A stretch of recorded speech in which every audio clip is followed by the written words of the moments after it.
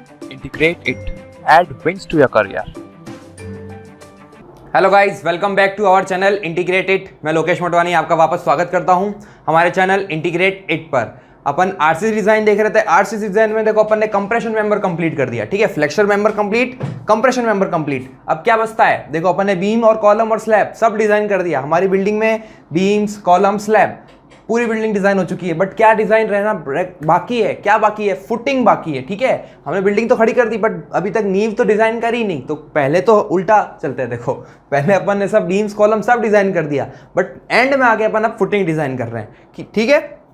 तो देखो आज का लेक्चर अपना डिजाइन ऑफ फुटिंग का रहने वाला है। क्लियर? डिजाइन ऑफ फुटिंग में अपन देखो टाइप्स ऑफ फुटिंग देखेंगे और जैसे जो सारे के सारे डिजाइन प्रोविजंस है, ठीक है। डिजाइन प्रोविजंस जैसे जैसे बीम्स, कॉलम और जितने भी अभी तक आपने आईएस कोड को फॉलो करते हुए अपन ने डिजाइन प्रोविजंस देखे हैं, वैसे के वैसे जो डिजाइन ऑफ फुटिंग के लिए जो प्रोविजंस है वो देखेंगे, ठीक है। वही बात है, इसमें अपने को पूरा सब्जेक्टिव आता है। वैसे ईएस मेंस या एसएससी मेंस में पूरा इसका सब्जेक्टिव क्वेश्चन बनता है, ठीक है। वो अपन नहीं करने वाले क्योंकि वो अपने सिलेबस में नहीं है। अपना अपन राजस्थान जेई और एसएससी जेई प्री की बात कर रहे हैं, ठीक है। तुम बोलोगे सर अपन ने कॉलम की पूरी डिजाइन देखी थी, बीम की डिजाइन देखी थी, ठीक है। बट वो इसलिए देखी थी ताकि वो सारे कोडल प्रोविजंस याद हो जाए हमें, ठीक है। इसमें इतने ज्यादा कोडल प्रोविजंस है नहीं, छोटे छोटे हैं। बट टाइप्स ऑफ फुटिंग्स है, इसके ऊपर जो क्वेश्चन बनता है ना भाई, कोडल प्रोविजन से बनता है, ठीक है। बट टाइप्स से भी बन जाता है सीधे सीधे डायरेक्ट के भैया ये फुटिंग कौन सी होती है, अगर ये ऐसा हो गया तो इस नाम का इसको क्या बोलेंगे, ऐसे, ठीक है। तो आज अपन इस लेक्चर में फुटिंग स्टार्ट करने वाले हैं, डिजाइन ऑफ फुटिंग। क्लियर? तो अब देखो पहली बात, एक बहुत बड़ा डाउट रहता है कि सर फुटिंग और फाउंडेशन के बीच में डिफरेंस क्या है, ठीक है। वो आज वाले लेक्चर में आपको एकदम क्लियर हो जाएगा कि फुटिंग और फाउंडेशन के बीच में क्या डिफरेंस है, ठीक है। फाउंडेशन जो हम बात करते हैं कि सर फाउंडेशन एक जनरल टर्म हो गया, ठीक है। फाउंडेशन मतलब कि जैसे मेरी ये कोई बिल्डिंग है, ठीक, ये कोई बिल्डिंग है, ठीक, ये मेरा क्या है, इधर फिक्स्ड है, ये कॉलम यहाँ फिक्स्ड है। क्लियर? ये कॉलम्स हैं, ये बीम्स है और स्लैब्स भी होंगे, ठीक। अब यहाँ पर हमें जब इधर डिजाइन करना है, ठीक है, जो इसकी नींव डिजाइन करनी है, ठीक, जो उसकी मुझे हमें क्या डिजाइन करना है, फाउंडेशन डिजाइन करनी है। अब मुझे ये पता नहीं है कि ये कौन से टाइप ऑफ फाउंडेशन है, ठीक है। मतलब फाउंडेशन तो आपको हर स्ट्रक्चर में, अगर मैं सिंपल एक घर बना रहा हूं तब भी इस स्ट्रक्चर में भी मुझे फाउंडेशन देना है, इस बिल्डिंग में भी फाउंडेशन देना है और एक हाई राइज बिल्डिंग में भी फाउंडेशन देनी है, ठीक है। एक मल्टी स्टोरी अगर स्ट्रक्चर है, एक मल्टी स्टोरी स्ट्रक्चर है, ये तो देखो कितने हैं, सिर्फ और सिर्फ एक ग्राउंड फ्लोर है अगर मान लो ये, तो ये 3 स्टोरी बिल्डिंग है, ये सिंगल स्टोरी बिल्डिंग है, ठीक। ये बिल्डिंग ही नहीं है तो सिर्फ पर घर है। क्लियर?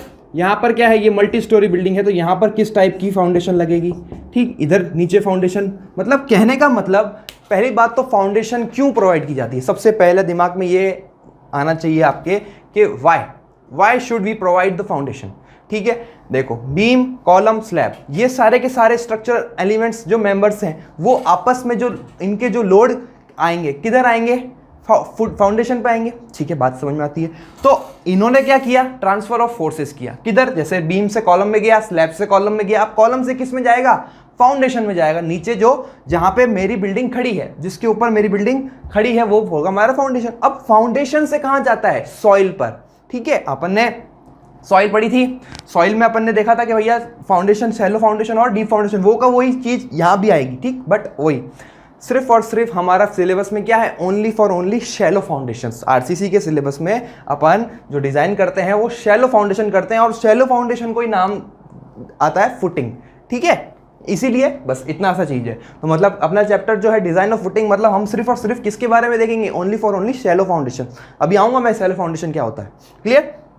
तो अब मैं क्या कह रहा हूं, अब मैंने बोला कि ये जो फोर्सेस है, transfer of all the forces from the, या लोड्स, ठीक है, transfer of all the loads, forces नहीं, transfer of all the loads from what, columns, beam, slabs वगैरह, जिससे भी जितना भी ऊपर स्ट्रक्चर, जितना भी मेरा पूरा स्ट्रक्चर खड़ा है, उस सब का जो मेरा लोड्स आ रहे हैं वो फाउंडेशन का किसको ट्रांसफर करेगी, सॉइल को ट्रांसफर करेगी। और एक वर्ड मैं भूल गया, एक वर्ड क्या बोल रहा हूं, सेफली। ये वर्ड बहुत इंपॉर्टेंट है। ट्रांसफर तो सब करेगा बट उसको, उसकी जो वो उनकी क्या, उसकी सेफ्टी रहनी चाहिए मेरे स्ट्रक्चर की। यानी क्या होगा, ये सारे के सारे लोड जो मेरे फाउंडेशन है वो सेफली किसको ट्रांसफर कर दे, सॉइल को ट्रांसफर कर दे। जो ये सारे लोड्स हैं वो मेरा कहलाएगा फाउंडेशन, ठीक है। फाउंडेशन का बेसिक रिक्वायरमेंट, अभी मैं रिक्वायरमेंट भी दिखाने वाला हूं, ठीक। तो पहला, अब ये तो हो गई जनरल बात, ठीक है, ये तो हो गई जनरल बात। ये अच्छा, ये सारे लोड्स कहाँ आएंगे, फाउंडेशन पर आते हैं और फाउंडेशन सॉइल को ट्रांसफर करती है। ठीक, चलो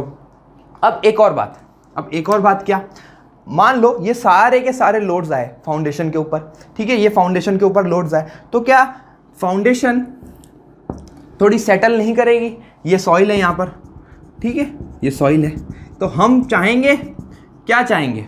पहली बात तो हम तो ये चाहेंगे कि बिल्कुल सेटलमेंट हो ही ना, मेरा स्ट्रक्चर का बिल्कुल भी सेटलमेंट नहीं हो, जीरो सेटलमेंट हो, बट इन रियल लाइफ ये पॉसिबल नहीं है, सेटलमेंट अपना आता ही आता है, ठीक, बट हम क्या चाहेंगे कि वो लिमिट्स में हो। फिर वही बात है, हम डिज़ाइन कर रहे हैं कोई भी स्ट्रक्चर, जैसे अपन ने परमिसिबल स्ट्रेसेस और क्या देखे थे कि भैया इस लिमिट तक हमारे स्ट्रेस आए तो हमारा डिज़ाइन क्या है, सेफ है। तो वैसे ही हम फाउंडेशन के लिए भी ये क्लॉज लगाते हैं कि इतना सेटलमेंट हो तो वो क्या है, हमारे टॉलरेबल लिमिट के अंदर है, मतलब हम कह सकते हैं कि भले इतना सेटलमेंट आए तो कोई दिक्कत नहीं होगी, हमारे क्रैक्स डेवलप नहीं होंगे, ना ही हमारा स्ट्रक्चर फेल होगा। क्लियर? तो मतलब मेरी बेसिकली दो रिक्वायरमेंट है, किससे, फाउंडेशन से, टू मोस्ट रिक्वायरमेंट है, किससे, हमारी फाउंडेशन से। और ये आईएस कोड भी कहता है, आईएस कोड भी यही कहता है, जो हमारा जो फाउंडेशन है, कौन सी, शैलो फाउंडेशन या डीप फाउंडेशन, कोई भी, ठीक, उसका जो बेसिकली दो रिक्वायरमेंट है, क्या, एक तो सारे लोड्स वो सेफली ट्रांसफर करे सॉइल को, पहला, और दूसरा जो सेटलमेंट्स आ रहे हैं, जो मेरे फाउंडेशन में, जो मेरे स्ट्रक्चर का सेटलमेंट हो रहा है, वो क्या होगा, वो अलाउएबल लिमिट्स के अंदर हो, या टॉलरेबल लिमिट्स के अंदर ही वो सेटलमेंट होना चाहिए। आई ना बात समझ? तो ये दो बेसिक रिक्वायरमेंट है मेरी, किससे, फाउंडेशन से। यानी मैं अगर इसको लिख लो, ये कभी कभी क्वेश्चन आ सकता है, वैसे आएगा, आज तक आया तो नहीं है, बट फिर भी अगर आ जाए तो लिख लो, कोई बड़ी बात नहीं है, ठीक। तो मेजर रिक्वायरमेंट्स लिख लो, कुछ भी लिख लो, मेजर रिक्वायरमेंट्स, ठीक है, किससे, for the major requirement of what, foundation या फुटिंग, कर लो, कुछ भी लिख लो। अब एज पर व्हाट, IS 456, ठीक है, IS 456 ही हमें बताता है कि क्या, पहला तो कि फाउंडेशन क्या करे, फाउंडेशन करे जो ट्रांसफर ऑफ लोड्स, ठीक है, foundation should transfer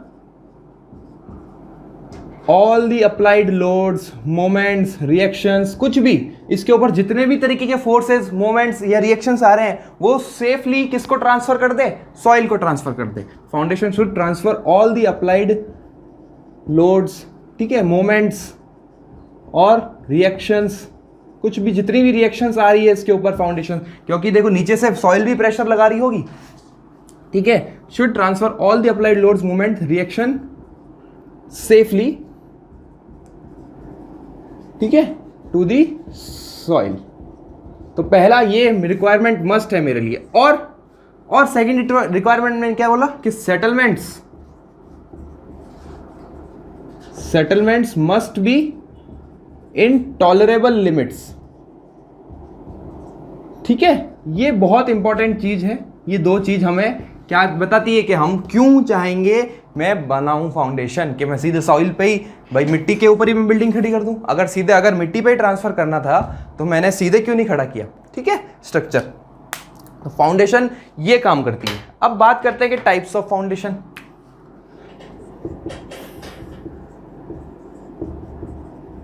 types of foundation, ठीक है, हमारे सिलेबस में सिर्फ और सिर्फ शैलो फाउंडेशन है। फर्स्ट पढ़ेंगे अपन शैलो फाउंडेशन, ठीक है, इसके भी अपन बहुत डिटेल में टाइप्स देखने वाले हैं, क्योंकि शैलो फाउंडेशंस के ऊपर भी सीधे सीधे क्वेश्चन अब सीधे शैलो फाउंडेशन के ऊपर ही आएगा।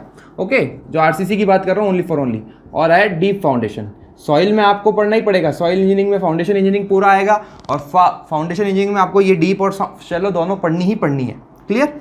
तो अब बात होती है कि सर बेसिकली ये जो टाइप्स है शैलो फाउंडेशन और डीप फाउंडेशन, ठीक, वो सिर्फ और सिर्फ क्या, जो मेरी फाउंडेशन की डेप्थ है ना उस पर डिपेंड करती है ये दो टाइप्स। क्लियर? अब मैं बताने वाला हूँ, डिटेल में पढ़ेंगे शैलो फाउंडेशन और फिर डीप फाउंडेशन का थोड़ा सा देख लेंगे, क्योंकि अपने सिलेबस में, ठीक है। अब मैं इसकी बात कर रहा हूँ, जो शैलो फाउंडेशन है ना उसको बोला जाता है फुटिंग।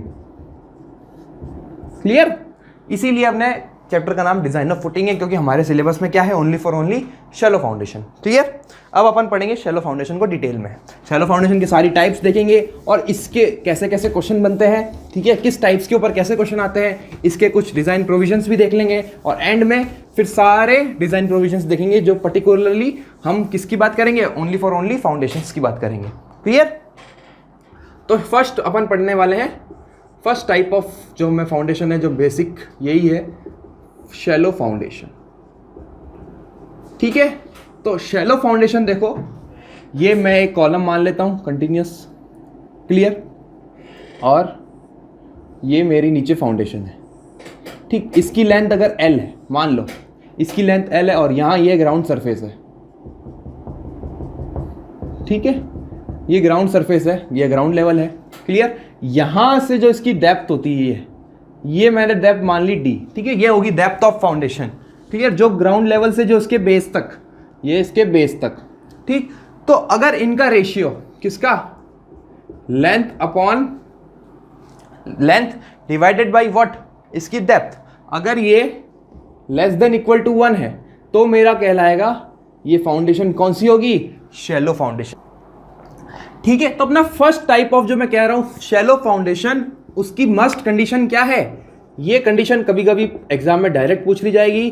ठीक, JN लेवल पे आ सकता है, ये बहुत ही एलिमेंट्री सवाल है कि लेंथ, या इसको BA/DF भी लिखते हैं। ठीक है, इसकी width upon depth of the footing, आपने सॉइल में ये पढ़ा होगा formula, B/DF less than equal to 1, दोनों सेम चीज है। ठीक है, ये मैंने विड्थ ऑफ फुटिंग मान लिया, एक बात है, इसको लेंथ बोल दो, कोई फर्क नहीं पड़ रहा। ठीक है, मेन बेसिकली ये चीज है कि इसकी ये जो डायमेंशन है डिवाइडेड बाय इसकी डेप्थ ऑफ फाउंडेशन, वो क्या होनी चाहिए, लेस देन इक्वल टू 1। तो मेरी वो क्या कहलाएगी, जो फाउंडेशन है वो क्या कहलाएगी, शैलो फाउंडेशन और footing.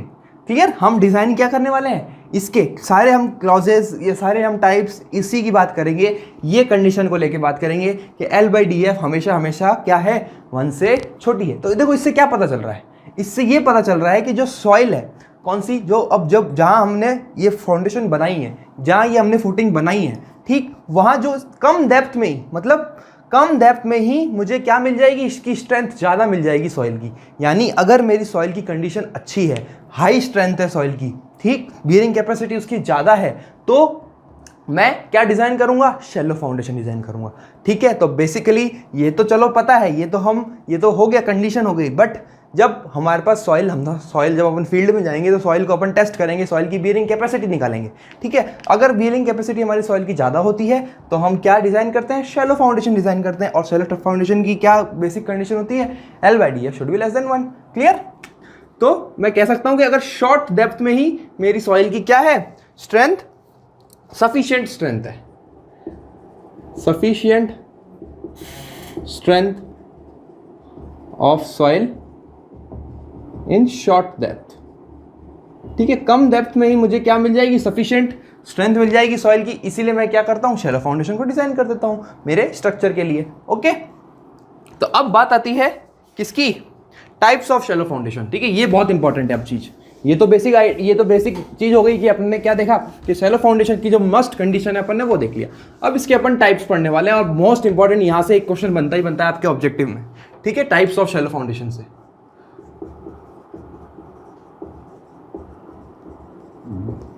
Types of shallow foundation. ठीक है, फर्स्ट जो हमारा सिंपल, जो एकदम बेसिक टाइप होता है जो शैलो फाउंडेशन का होता है, plane concrete pedestal footing. Pedestal footing, देखो पेडेस्टल क्या होता है, मैंने बताया था पिछले लेक्चर में बता चुका हूं मैं। ये क्या, जब अपन ने डिजाइन ऑफ कंप्रेशन मेंबर देखा था, जब मेरा स्लेंडरनेस रेशियो कॉलम का अगर लेस देन 3 होता है, यहाँ effective length upon least lateral dimension अगर लेस देन 3 होती है मेरे कंप्रेशन मेंबर की, तो वो क्या कहलाएगा, पेडेस्टल। यानी अगर जो छोटा सा कॉलम है मेरा, एक पेडेस्टल को वैसे कॉलम नहीं बोल सकते, पेडेस्टल ही बोल सकते हैं।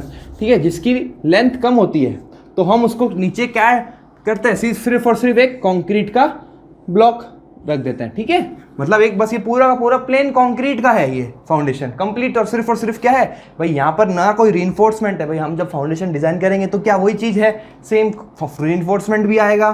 ठीक है, और वही स्टील कंक्रीट का पूरा अपने को एक बनाना पड़ता है। ठीक, बट अब बात हो रही है कि सिर्फ किसकी? प्लेन कंक्रीट पेडेस्टल फुटिंग की।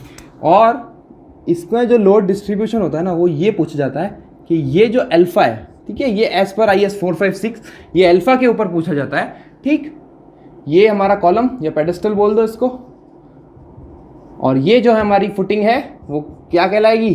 प्लेन कंक्रीट पेडेस्टल फुटिंग, या सिंपल प्लेन कंक्रीट फुटिंग ही बोल दो, कोई फर्क नहीं पड़ता।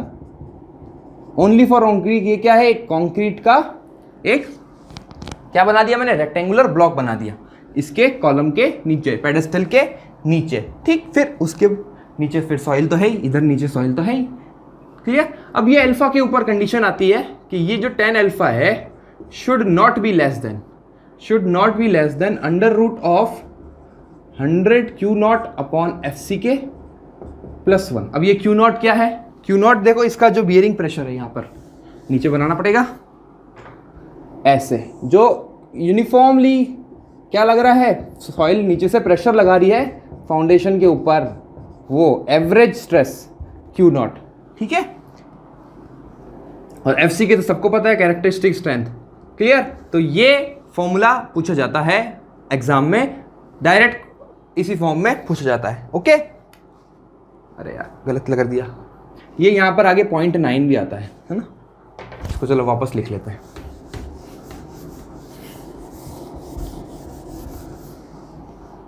तो ये जो अल्फा है इसकी ये कंडीशन होनी चाहिए कि 10 alpha should not be less than 0.9 under root 100 Q0 upon FC के प्लस 1। ठीक, ये एज पर IS 456 है, IS 456। ठीक, ये Q0 क्या है? जो सॉइल प्रेशर लगाएगी ना नीचे से, मैक्सिमम प्रेशर। ठीक है, ये कांस्टेंट रहता है Q0। Okay, maximum bearing pressure of the soil, maximum bearing pressure of soil, ये होगा मेरा Q0। FC के सबको पता ही है, characteristic strength of concrete, characteristic strength of concrete. ठीक, तो ये क्लॉज डायरेक्टली आपको याद रखना है, ये डायरेक्ट क्वेश्चन आ सकता है आपके एग्जाम में, सीधे पूछा जाता है। ओके, ये वाला चीज सिर्फ और सिर्फ किसके लिए? Only for only plane concrete pedestal footings के लिए। ये टाइप 1 हो गया। अब बात करेंगे अपन आइसोलेटेड फुटिंग्स की। ठीक है, देखो अब सिर्फ डायग्राम से ही अपन को समझना है और कुछ नहीं। अब जिस सारे टाइप्स अपने को सिर्फ और सिर्फ डायग्राम से ही समझ में आ जाएंगे। क्लियर? अब बस अपने को डायग्राम से समझना है। सेकेंड टाइप ऑफ देखना है, फाउंडेशन, शैलो फाउंडेशन की बात हो रही है अभी सिर्फ और सिर्फ, आइसोलेटेड फुटिंग। ये सेकेंड टाइप ऑफ हमारी शैलो फाउंडेशन है। क्लियर? देखो आइसोलेटेड मतलब कि अगर एक कॉलम है, बस इधर ये मैंने क्या बना दिया, नीचे फुटिंग बना दी शैलो फाउंडेशन, और यहाँ पर मैंने यहाँ इधर रीइंफोर्समेंट डाल दिया। ये डायमीटर ऑफ कॉलम D, और ये जो इधर लोड ऐसे ट्रांसफर करेगा या इफेक्टिव डेप्थ ये D। ठीक है, ये D, ये एग्जैक्टली यही होता है। और इसका अगर मैं प्लान बनाऊं तो देखो ऐसे दिखेगा। ठीक है, ये इसको मैं नाम दूंगा यूनिफॉर्म। इसके भी देखो अब टाइप्स है, जो आइसोलेटेड फुटिंग है ना, इसके भी मैं टाइप्स बताऊंगा। ये देखो, ये है uniform and rectangular footing isolated. ठीक है, और यहां आपको ऊपर से क्या दिखेगा, एक ये ऐसे कॉलम। क्लियर? ठीक, ये लेंथ और ये इसकी विड्थ, और ये इसकी रहेगी हमारी लेंथ किसकी, rectangular, uniform and rectangular footing. Okay, ये आप प्लान है, ये प्लान है, ये क्या है, प्लान। ओके, ये अपना आप क्या देख रहे हो इधर, क्रॉस सेक्शन। क्लियर? तो ये क्या है, आइसोलेटेड फुटिंग। अब आइसोलेटेड फुटिंग अपन कहां प्रोवाइड करेंगे, किसके लिए प्रोवाइड करेंगे? फॉर इंडिविजुअल कॉलम्स के लिए। ठीक है, for individual columns. Individual columns के लिए हम क्या डिजाइन करते हैं, आइसोलेटेड फुटिंग्स। देखो, क्योंकि एक कॉलम है, ये कॉलम मेरा कॉलम और ये मेरी footing. Clear? For individual column of वही कोई भी सेक्शन हो, स्क्वायर, रेक्टेंगुलर, सर्कुलर, कुछ भी हो, मैं मेरी आइसोलेटेड फुटिंग इनके लिए डिजाइन कर सकता हूं। ओके, नेक्स्ट अपन पढ़ेंगे। देखो, ये अपन ने कौन सा देखा, यूनिफॉर्म देखा। अब देखते हैं स्टेप्ड। स्टेप्ड फुटिंग, ठीक है। देखो स्टेप्ड फुटिंग, इसको भी हटा देते हैं। अच्छा चलो यहाँ तो काम चल जाएगा, इसी में ही चल जाएगा, देखना, ठीक है। स्टेप्ड फुटिंग, देखो नाम से पता चल रहा है, आपने ऐसे देखा होगा, ये ऐसे यहाँ पर एक स्टेप, इधर एक स्टेप, फिर एक स्टेप, और फिर ये यूं, क्लियर। अगर मैं कुछ इस तरीके की, देखो ये भी है, भी अभी भी आइसोलेटेड फुटिंग ही, ये है अभी भी आइसोलेटेड फुटिंग, ठीक है। ये डायमीटर ऑफ कॉलम, और ये मेरा जो रहेगा इधर, ये रहेगा मेरा डी, ठीक है। ये लेंथ इधर रहेगी डी, ये डेप्थ ऑफ दी फुटिंग। तो यहाँ पर देखो ये ऐसा आ जाएगा एक और, ठीक है। ये अगर एक स्टेप है, यहाँ पर देखो 2 स्टेप्स हैं, तो इधर ऐसे बन जाएगा, क्या फ़र्क पड़ता है, ठीक है। अगर एक स्टेप होता, सिर्फ एक स्टेप होता, तो ये एक ही और आता, क्लियर। और बाद में अगर एक और स्टेप है तो आप प्लान में, अब ये क्या है, देखो स्टेप्ड फुटिंग, ठीक है। ये क्वेश्चन सिर्फ और सिर्फ डायग्राम से ही अपने को समझ में आता है, और कुछ नहीं है, डायरेक्ट कुछ भी नहीं है, टाइप्स देखना है, और ज़्यादा जितना उसमें है ही नहीं, ठीक है। जो काम की चीज़ें अपन वही देख रहे हैं, क्लियर। नेक्स्ट पढ़ेंगे, देखो इसके बाद स्लोप्ड फुटिंग, इसी में ही स्लोप्ड फुटिंग, अभी आइसोलेटेड फुटिंग ही चल रहा है, देखो ये आइसोलेटेड फुटिंग्स के ही अपन देख रहे हैं अलग अलग। नेक्स्ट फटाफट जल्दी से स्लोप फुटिंग, देखो ये कॉलम छोटा सा बना रहा हूं, और ऐसे, ठीक है। या तो पहले आप स्टेप देके फिर स्लोप दे दो, कैसे भी कर सकते हैं। इसको अपन ऐसे भी बना सकते हैं, देखो, ठीक है। इसको अपन ऐसे भी बना सकते हैं, स्लोप फुटिंग, देखो समझ गए कि बस वही हमें यहाँ पर ऐसे ये स्लोप मिल जाएगा, ओके। फिर यहाँ पर ऐसे अपन डेप्थ दे देंगे, ये यूं, क्लियर। तो ये टाइप ऑफ फुटिंग क्या कहलाएगी हमारी, isolated what, sloped footing, sloped and rectangular. अभी भी है तो देखो रेक्टेंगुलर ही, इसका प्लान आप देखोगे तो रेक्टेंगुलर ही दिखेगा, वापस वही है सेम। आप ये ऐसे बना दो, दिख जाएगा आपको सेम, ठीक। ये बीच में अपना कॉलम, और ये ऐसे, क्लियर। तो ये हमारा क्या कहलाएगी, स्लोप्ड एंड रेक्टेंगुलर फुटिंग। ये टाइप ऑफ फुटिंग्स है सीधा। अब अपन पढ़ेंगे combined footing, next type of footing. अभी तक अपन ने क्या क्या पढ़ लिया, शैलो फाउंडेशन में आइसोलेटेड पढ़ ली, और क्या पढ़ लिया, फर्स्ट वाली प्लेन कंक्रीट, क्लियर।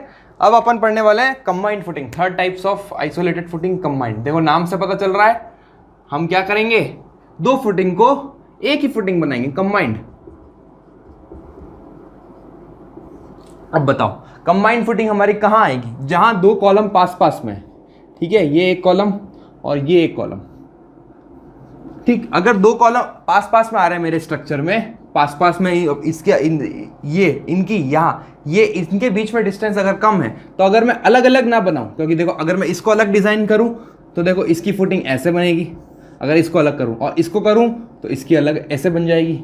तो मुझे क्या करेगा, ओवरलैपिंग कर रही है, मतलब अगर मैं इन दोनों कॉलम को अलग अलग आइसोलेटेड फुटिंग बनाऊं इनके लिए, ठीक, तो मेरे का जो इनका एरिया आ रहा है फुटिंग्स का, वो ओवरलैप हो जाएगा। तो इससे अच्छा अपन क्या करते हैं, इन दोनों की एक ही कंबाइंड फुटिंग बना लेते हैं, है ना।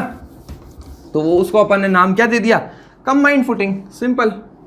अपन ने क्या किया कि ये एक कॉलम, ये एक कॉलम, इनको जोड़ दिया और एक ही फुटिंग बना दी, ठीक है। ये हो गया अपनी कंबाइंड फुटिंग, और ये पूरा ऐसे रिइंफोर्समेंट, ठीक है। ये एक कॉलम और ये भी एक कॉलम, ठीक है। अगर इसका आप प्लान देखोगे तो सिंपल रेक्टेंगुलर दिखेगा। अच्छा, इसमें ट्रेपेजोइडल भी होता है एक, ठीक है। ये ऐसे दिखेगा आपको प्लान, ये 2 कॉलम और ये हमारा इसकी लेंथ और ये आगे इसकी ब्रेथ, सिंपल। तो ये क्या कहलाएगी, कंबाइंड फुटिंग। अब कंबाइंड फुटिंग का देखो ये क्रॉस हो जाता है कि जब 2 कॉलम मेरे पास पास होंगे तो मैं क्या प्रोवाइड करूंगा, या इनका जो एरिया ऑफ डिजाइन के जो हम फुटिंग आइसोलेटेड फुटिंग को अगर इनके अलग अलग करते तो क्या आता है, इनका ओवरलैपिंग हो जाती है हमारी फाउंडेशन की, तो वो हम नहीं चाहेंगे। तो हम क्या बना लेते हैं, क्या कर लेते हैं, एक कंबाइंड फुटिंग दे देते हैं, दोनों कॉलम को एक ही फुटिंग में कर लेते हैं, क्लियर। अब क्या होता है, जैसे एक ऐसा ही केस, इसी का ही केस अपन, ये तो देखो अभी रेक्टेंगुलर है, एक ट्रेपेजोइडल भी देते हैं, ट्रेपेजोइडल कंबाइंड फुटिंग भी दी जाती है। ये देखो क्या करते हैं, जैसे मान लो यहाँ पर एक भाई इसकी यहाँ पर अपना एरिया इतना ही है, ठीक है, अपने पास एरिया इतना ही है, एरिया इतना ही है, मतलब अपने जो पूरा प्लान है, जो अपना एरिया है जिस पर अपन स्ट्रक्चर डिज़ाइन करने वाला है, इधर पास में कोई और स्ट्रक्चर है, ठीक है, इसके पास में कोई और स्ट्रक्चर है, मान लो यहाँ पर कोई भी है, अपन इसके आगे जा ही नहीं सकते, फाउंडेशन आगे बना ही नहीं सकते, और वापस वही मेरे पास 2 कॉलम है अभी भी, ठीक, 2 कॉलम है अभी भी, ये 2 कॉलम है अभी भी, ठीक। तो अब मैं इसकी फाउंडेशन कैसे बनाऊं, वापस ऐसे ही बनाऊं, ठीक, तो या कैसे बना दूं, ठीक है, अपन क्या करेंगे, इधर से एरिया ज़्यादा दे देंगे, ऐसे दे देंगे, ठीक है, ये जब बनाएंगे ना अपन, या यूं बना देंगे। अब इस पे तो आप नहीं देख पाओगे, यहाँ अपने को पता चलेगा प्लान में, ठीक। तो बस ये अगर कोई स्ट्रक्चर हमारा नज़दीक में स्ट्रक्चर है तो अपन क्या करते थे, यहाँ से इसकी विड्थ बढ़ा देते हैं एक साइड से, तो अपन यहाँ ट्रेपेजोइडल कंबाइंड फुटिंग दे देते हैं, ट्रेपेजियम बन रहा है ना, ये देखो, बस वही trapezoidal combined footing.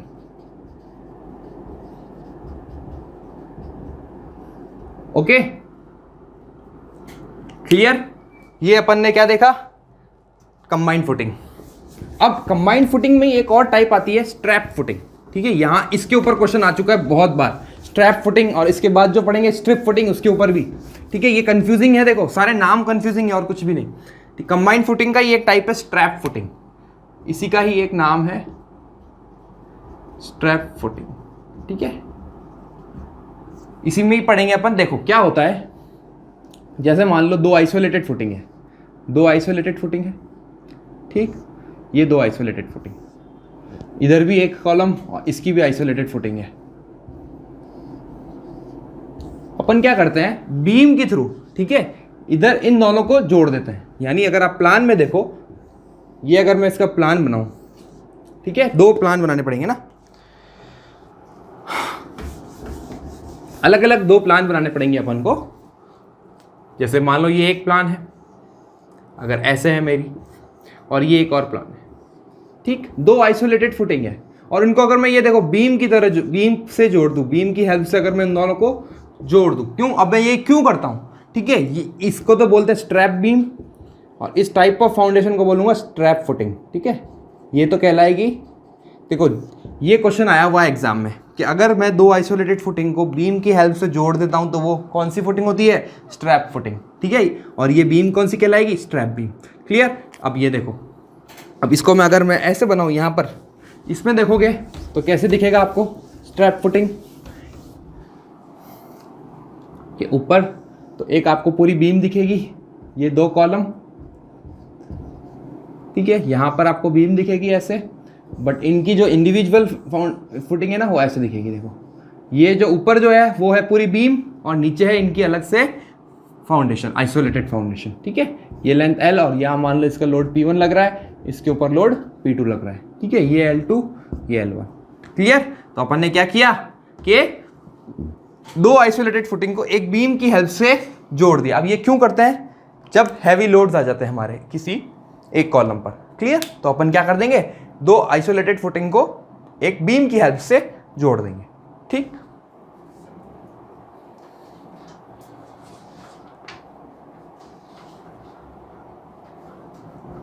Next type of footing अपन पढ़ेंगे स्ट्रिप फुटिंग, ठीक है। देखो अब कितने टाइप हो गए, 3 टाइप हो गए, चौथा टाइप है ये। 4th टाइप ऑफ फुटिंग अपन देखने वाले हैं स्ट्रिप फुटिंग। शैलो फाउंडेशन की ही बात हो रही है अभी सिर्फ और सिर्फ। 4th टाइप ऑफ अपन पढ़ेंगे स्ट्रिप फुटिंग। देखो स्ट्रिप, स्ट्रैप, ये सब कंफ्यूजन क्रिएट करता है अपने एग्जाम में, ठीक है। स्ट्रिप फुटिंग वो होती है कि जैसे मान लो मेरी पूरी वॉल है, मेरी पूरी वॉल है, ठीक है, और वॉल की मेरे को फाउंडेशन बनानी है पूरी लेंथ पर, तो जो फाउंडेशन कहलाएगी ना वो कहलाती है हमारी स्ट्रिप फुटिंग। देखो ऐसे, ठीक है, मेरे को पूरी वॉल के नीचे मेरी फाउंडेशन चाहिए, जो अपन घरों में देते हैं ना, वो ये वाली देती है स्ट्रिप फुटिंग, ठीक है। तो बस कह सकते हैं अपन क्या कहेंगे कि long strip are provided for what, masonry walls, masonry walls और आरसी वॉल्स, ठीक है। अपन अब जैसे ये प्लान है, ये अभी भी ये प्लान में देख रहे हो आप कि पूरा वॉल की लेंथ में, ठीक ठीक है। और ये अगर मान लो आप यूनिट विड्थ के लिए बनाते हो तो ये प्लान आपको ऐसे दिखेगा, किसका, स्ट्रिप फुटिंग का। ओके, ऊपर से तो आपको ऐसे ही दिखेगा सिंपल, ये ऊपर वॉल है जैसे अभी अपन ने बनाया था ना कॉलम वाला, ठीक है, ऊपर से तो ऐसे ही दिखेगा आपको, क्रॉस सेक्शन से तो ऐसे ही दिखेगा, प्लान अपने को यहाँ पता चलेगा प्लान में। क्लियर, ये वॉल फुटिंग्स कहलाती है, ठीक है, या इसका दूसरा नाम क्या है, walls footing, walls footing, strip footing और वॉल्स फुटिंग, ठीक है। ये हो गया।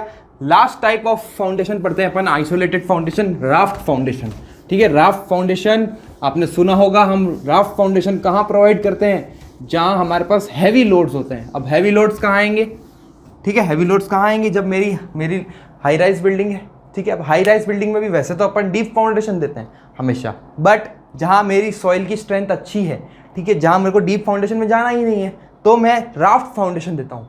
राफ्ट फाउंडेशन मतलब मेरी एक अगर मल्टी स्टोरी बिल्डिंग है और उसमें बहुत सारे कॉलम हैं, तो एक बड़ा से पूरे एरिया में मैं क्या करता हूँ, राफ्ट क्रिएट करता हूँ या एक मैट बनाता हूँ, ठीक है। इसी नाम से जाना जाता है, जो राफ्ट फुटिंग और मैट फुटिंग।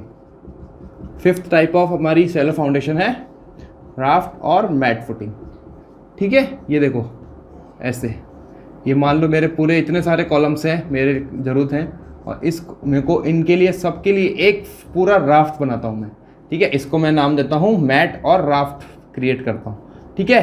और खासियत, अब इसके ऊपर जो क्वेश्चन आता है, या तो मैं कह सकता हूँ फॉर वेरी हैवी लोड्स,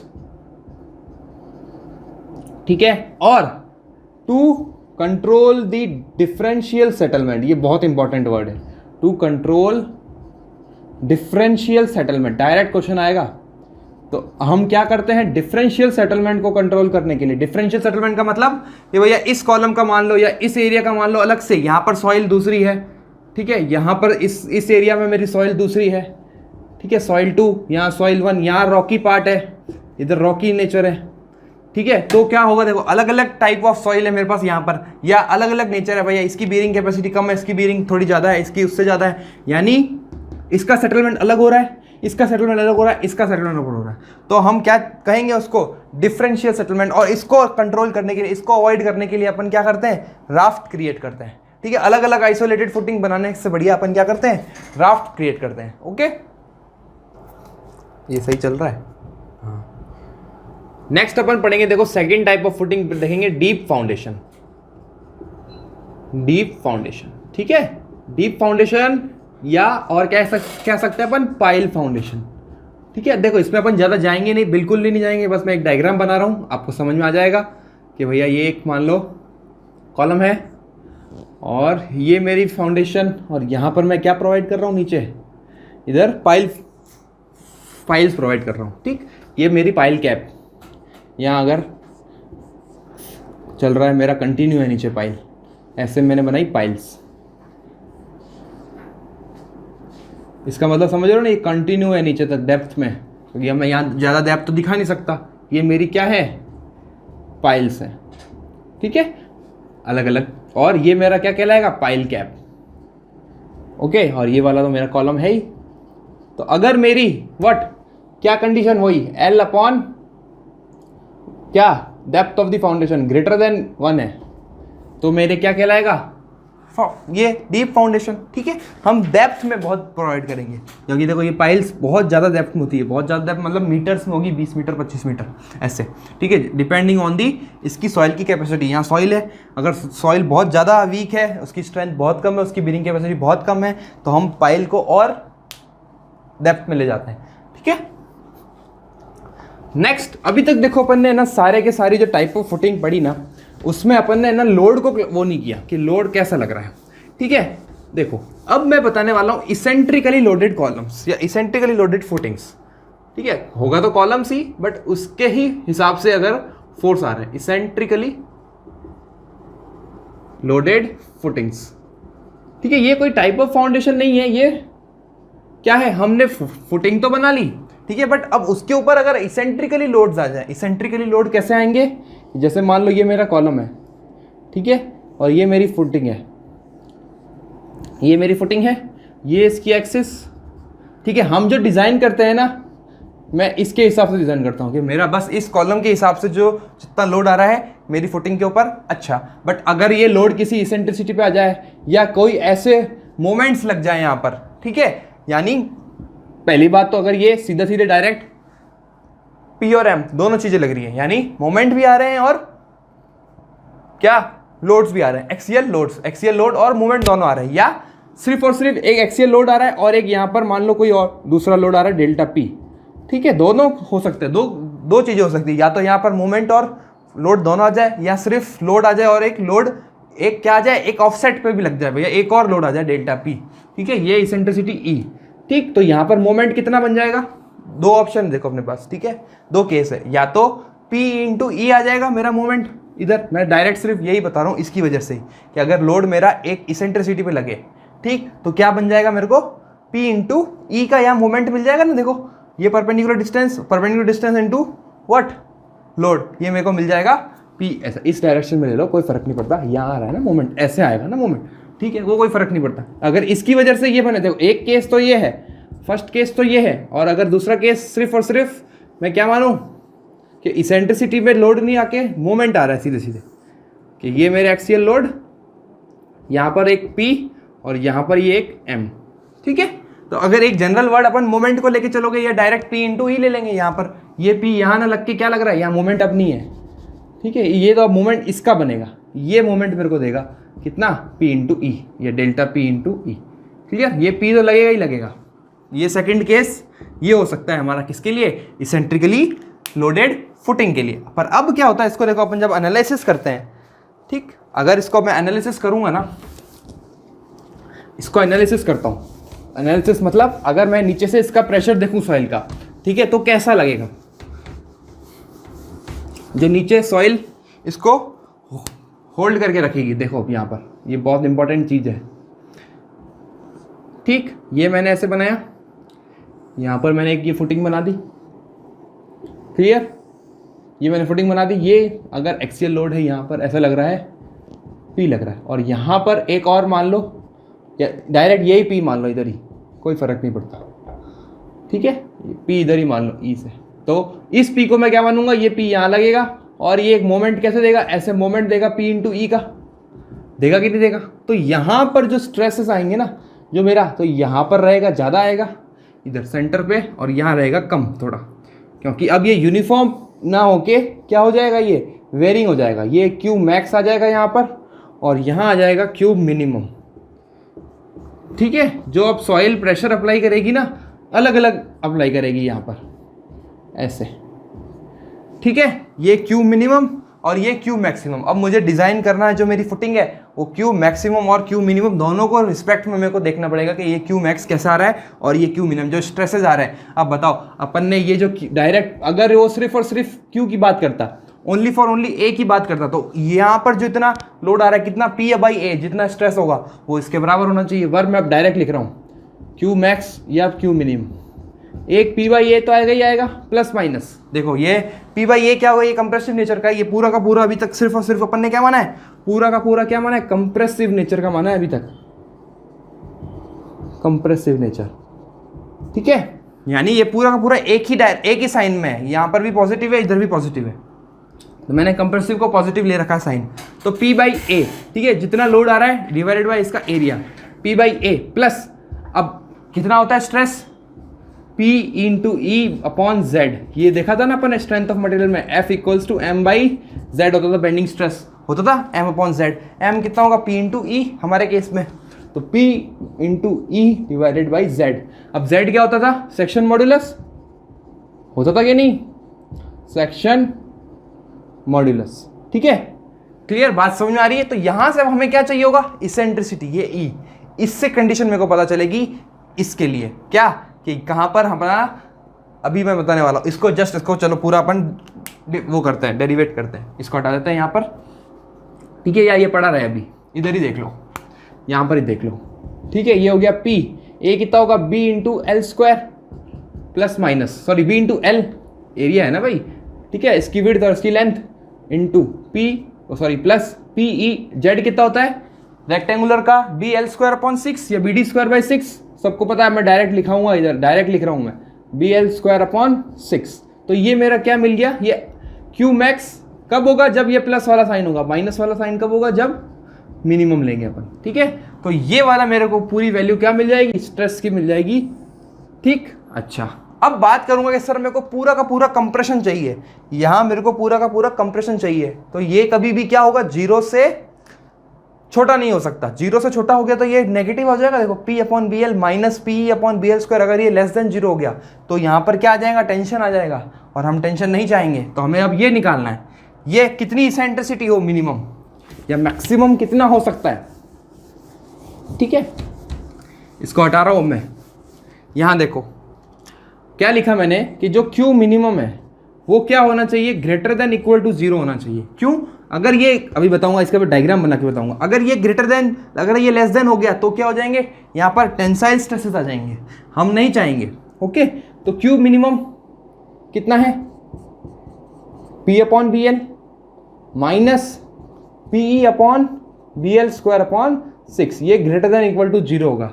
तो यहां से निकालोगे तो E आ जाएगा less than equal to L/6, ये क्वेश्चन आया हुआ है, ठीक है। E is equals to less than equal to L/6। अगर ये E लेस देन L/6 है तो मेरा क्या होगा, Q मिनिमम 0 नहीं होगा, हमेशा पॉजिटिव होगा। मतलब कंप्लीटली जो भी मैंने इससे पहले डायग्राम बनाया था वो कंप्रेसिव स्ट्रेसेस वाला रहेगा।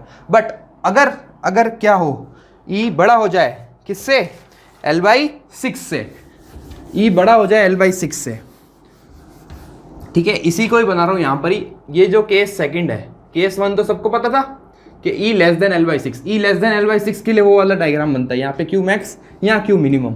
बट अगर E ग्रेटर देन L/6 हो गया तो ये डायग्राम कैसे बन जाएगा, ये यहाँ पर तो Q मैक्स आ जाएगा और यहाँ पे ये ऊपर चला जाएगा, ये टेंसाइल नेचर का हो जाएगा। मतलब यहाँ से जो सॉइल है ना वो कांटेक्ट लूज कर जाएगी मेरी फुटिंग से, और ये हम कभी भी नहीं चाहेंगे। ये Q मैक्स और ये Q मिनिमम, ये कब होगा, जब ये इसेंट्रिसिटी L/6 से ज़्यादा हो जाएगी, ठीक है। तो देखो यहाँ पर क्या आ जाएगा, टेंसाइल स्ट्रेसेस आ जाएंगे, टेंसाइल स्ट्रेसेस आ जाएंगे। यहाँ पे कंप्रेशन तो लग ही रहा है, और ये हो जाएगा क्या कि सॉइल लूज इट्स कांटेक्ट, ठीक है। यहां पर क्या हो जाएगी, सॉइल यहां से उठ जाएगा भैया, ये अब ये हमारे काम का ही नहीं है इतना पोर्शन। तो अब हमें IS कोड देखना पड़ेगा। IS कोड बोलता है, जो IS 456 है, वो कहता है कि तुम सिर्फ और सिर्फ इतना करो, आपको इतना डिज़ाइन करना ही नहीं है, ठीक है। इसके लिए आपको देखना ही है, अपन मानेंगे कि ये है ही नहीं, अपन क्या मानेंगे, बस और बस कि ये हमारा जो प्रेशर लग रहा है सॉइल का वो यहाँ लगे, क्योंकि यहाँ से तो लूज हो गया भाई, यहाँ से तो सॉइल हट गई, तो अब इधर कोई स्ट्रेसेस आएंगे ही नहीं, क्लियर। तो हम अब ये बोलता है कौन, IS कोड ये बोलता है, ये L' लेंथ मान लो, ये पूरी लेंथ कितनी थी, L थी, ये पूरी लेंथ थी L। तो हम क्या करेंगे, सिर्फ इतना ही मानेंगे कि सॉइल सिर्फ इतनी ही पोर्शन में हमको क्या करवा रही है, इसको ट्रांसफर कर रहे हैं स्ट्रेसेस, ठीक है। तो ये L' पूछा जाता है कितना होगा, ये समझे ना बात। ये जो ऊपर वाला डायग्राम था ना अपने को लेना ही नहीं है, ये एज पर IS 456 है, एज पर IS 456, ठीक है। तो ये डायग्राम क्लियर। वैसे हकीकत में तो ये ऐसे होगा, अगर E लेस क्या है, ग्रेटर देन L/6 है, बट एज पर IS 456 हमें वो टेंसाइल वाला लेना ही नहीं है, सिर्फ और सिर्फ अपन इतना लेंगे, और ये L' की वैल्यू होती है 3C, ठीक है। अब ये C क्या है, C होता है 0.5L माइनस E, ठीक है। हाँ, तो ये दो चीजें अपने को याद रखनी है।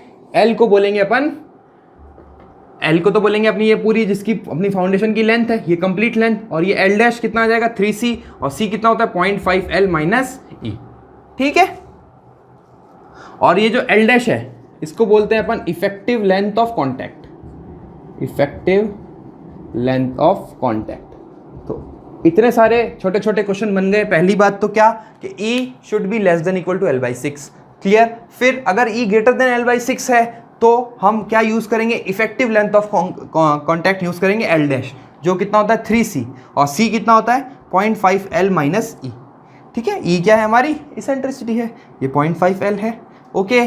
तो यहाँ अपन ये लेक्चर कंप्लीट करते हैं। अपन ने टाइप ऑफ फाउंडेशन देख लिया, अपन ने ये सारे भी चीज़ देख ली। अब अपन अगले लेक्चर में डिज़ाइन प्रोविजंस देखेंगे कि भैया कि सिर्फ और सिर्फ फुटिंग के लिए हमें क्या क्या पर्टिकुलरली हमें फॉलो करना है, कि भैया कितना मिनिमम कवर लेना है, क्या रीइंफोर्समेंट के क्लॉजेस रहेंगे वगैरह वगैरह। ठीक है, आज का लेक्चर अपन यहाँ कंप्लीट करते हैं। आज अपन ने टाइप ऑफ फाउंडेशन देखी, नेक्स्ट लेक्चर में अपन इसी को कंटिन्यू करेंगे और फुटिंग कंप्लीट करेंगे। ठीक है, आरसीसी देखो अपना लगभग 80% कंप्लीट हो चुका है, 80 क्या 90% कर लो अब तो, क्योंकि अब सिर्फ क्या बचा है, staircases, water tanks, retaining walls, ये छोटे छोटे टॉपिक्स बचे हैं और ये बहुत लीस्ट वेटेज रखते हैं हमारे। बेसिकली जितना अभी अपन ने आरसीसी पढ़ लिया है मैक्सिमम अपन सारे क्वेश्चन उसी से कर लेंगे। ठीक है, अपन जैसे ये फुटिंग कंप्लीट हो जाएगा इसके बाद मैं वापस क्वेश्चन वाला एक लेक्चर लेके आऊँगा। ठीक है, अपने जो 2 लेक्चर हो चुके हैं क्वेश्चन सीरीज के, अब 3rd लेक्चर आना बाकी है, उसमें अपन कंप्रेशन मेंबर, स्लैब्स के भी देखेंगे क्वेश्चन और फुटिंग के भी देखेंगे। क्लियर? तो मिलेंगे नेक्स्ट लेक्चर में, तब तक बने रहिए हमारे साथ, मिलेंगे अगली बार। Thank you for watching the video. Please like, share and subscribe the channel Integrated.